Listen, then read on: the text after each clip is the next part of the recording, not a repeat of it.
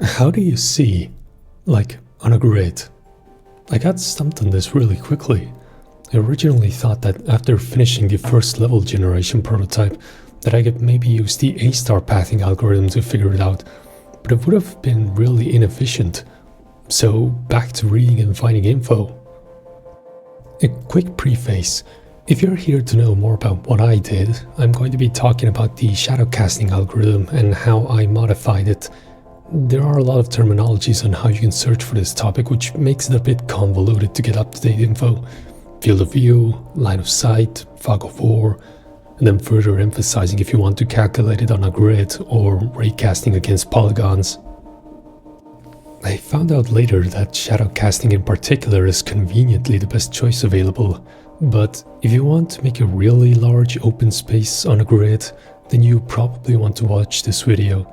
I didn't need it, but considering the low amount of views it has, being a thesis paper and whatnot, you might find use out of it. Now, me being stupid and not considering on searching this topic on YouTube, I decided to just use a search engine, hoping to find any article explaining how it's done.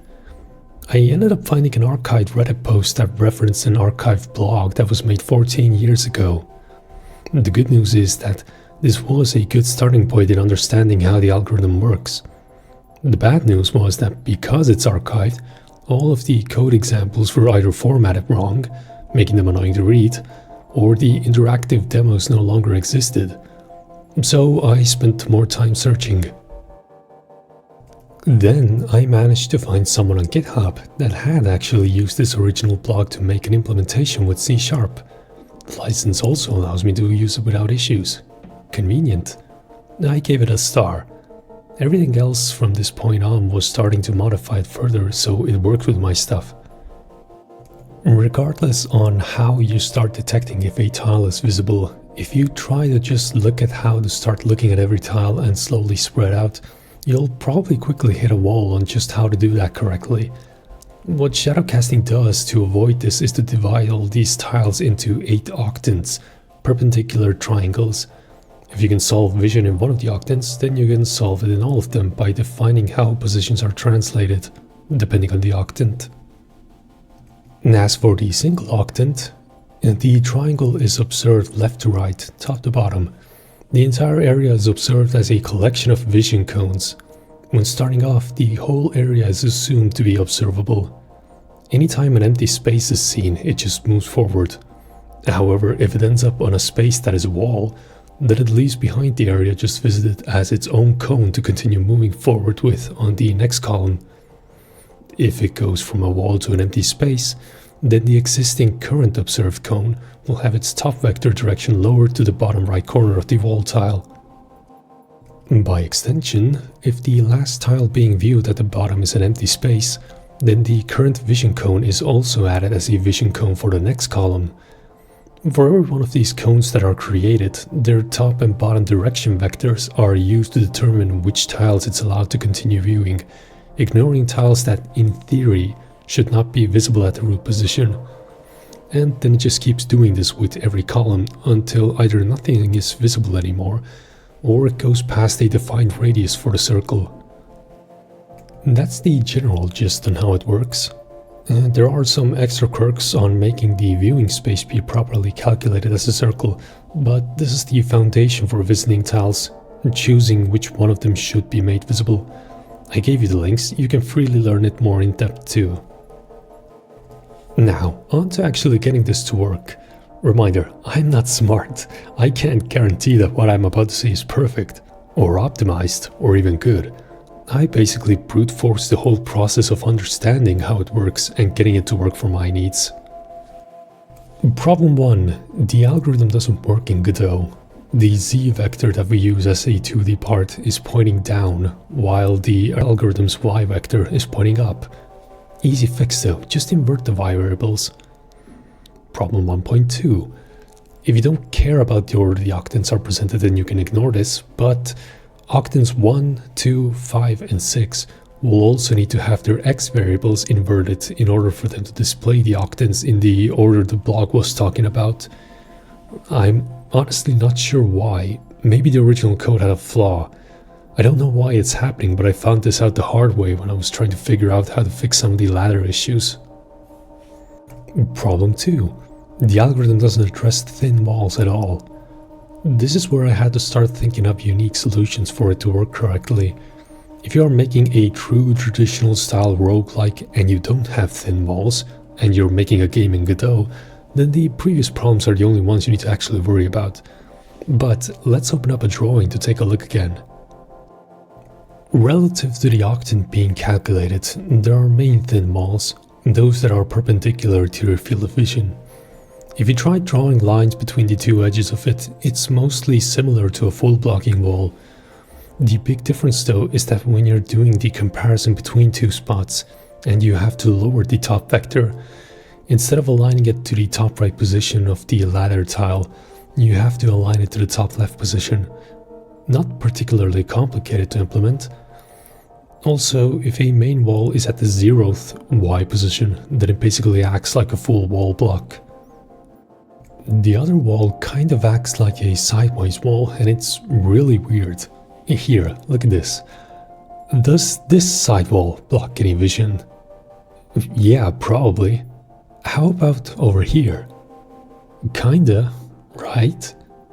What about here? And what about here? The answer is yes, all of these still block vision. It's just that depending on the position, you might have to zoom really far away to start seeing it. A pure sideways wall with no other blocks is pretty much acting as both a stopping point for a vision cone and the start of the next one, using both of its corners. All done then, right? Not quite. Problem 3. You can see behind thin walls. Problem 4. You can see diagonals on field of views leaking through when they really shouldn't, caused by the thin walls. Both of these are intertwined. Solve one without addressing the other and both issues come back. The root of the issue is that while going through the spots one by one, checking the current and last tile is only enough information when trying to update vision for full walls. With thin walls, there are lots of situations where you have something like two side walls next to each other. By the original logic, these spots are split into two cones to check on the next column. But what really should be happening is that the second part of the side wall has to be treated as a full wall block, because you can't even see behind it in the first place. That thought process also led me to realize that, oh dear, there are so many things that I now need to check in addition to a regular full wall.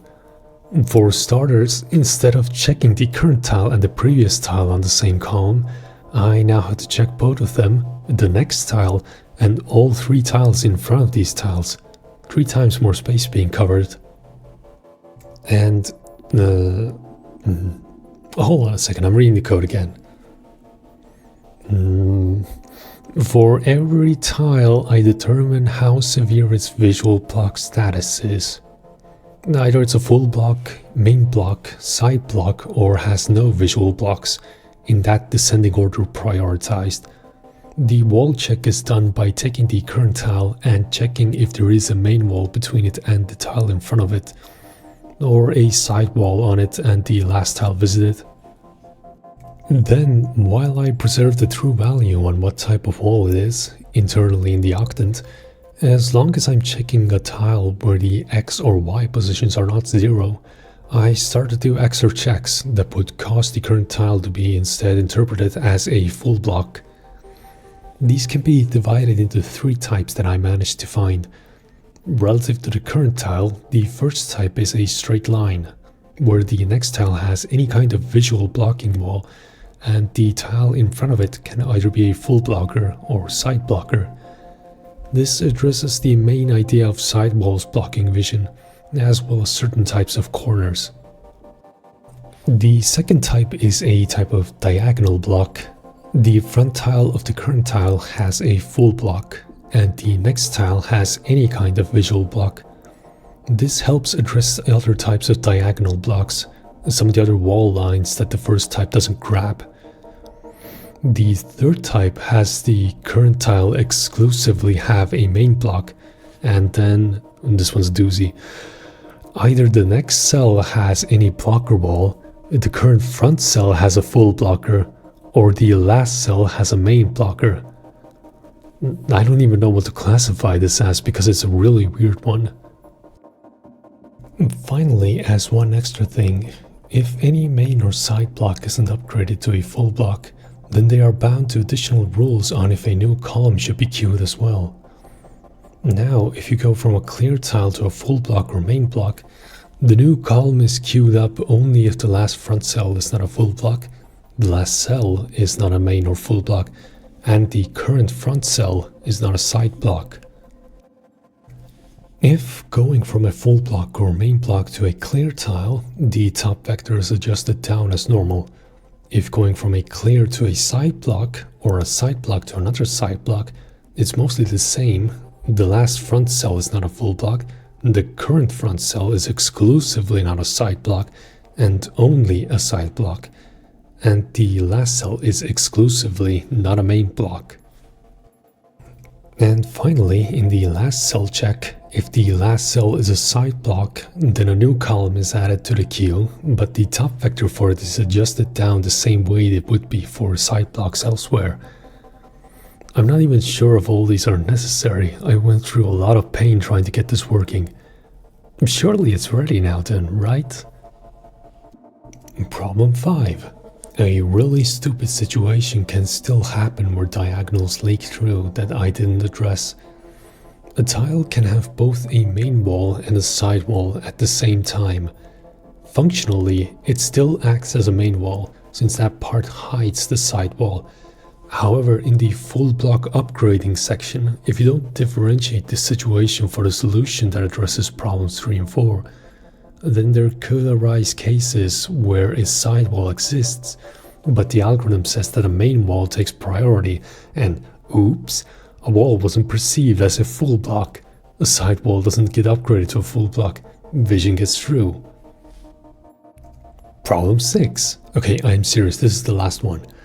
There are still very niche situations where you can see a tile that you really probably maybe shouldn't be able to. This is now becoming extremely technical because we're dealing with a situation where we have to interpret if the top and bottom vectors should get adjusted before starting the column check. And even the smallest change here can end up screwing with your vision in unintended ways. It wouldn't be an issue for the player since it can act as a safety vision buffer, but enemies might become a problem. I can think of solutions to prevent doing something like shooting at that position, but it's going to be really awkward when again you swap the player and enemy's positions and the enemy can see you but you can't see them. Although I could...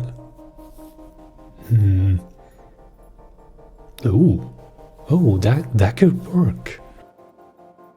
Fine-tuning the contents of the original algorithm might be a pain, but the enemy could see the same stuff as the player, but in that situation they can do an additional A-star check against the player. You can move diagonally, so an optimized path would always go from horizontal or vertical tile movements to diagonal ones. If there was any spot in that route that suddenly had to go from horizontal to vertical with no diagonals in between, it would indicate a corner that they wouldn't be able to see from. I'm gonna have to think this through a bit, because there are some possible quirks regarding where you can move and what you can actually see. But I think I might be able to use this if done correctly. I'll leave this for the next goal though, which just so happens to be actually adding enemies that move around and see stuff. Oh boy, back to writing some more code stuff. I can't wait to actually finish this stupid game.